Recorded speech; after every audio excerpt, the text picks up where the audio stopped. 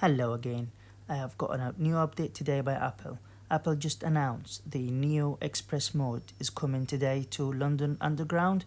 So it's not just to London Underground, it's coming also to the bus. So from now on, you can just tap on any of the London yellow tags um, to get in and out of the underground or buses without using your face or finger tap.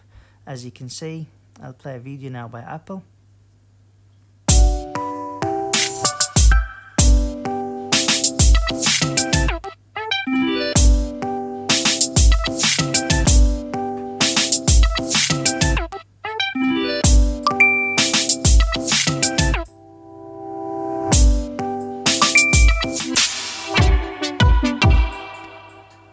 This is huge. This is really big news for Londoners.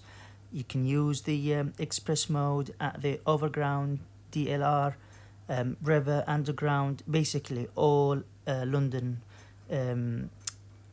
public transportation.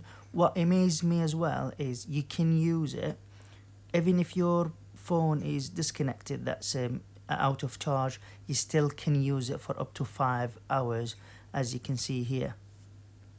So that's again great news for London, and I wish other cities to follow. Thank you for watching.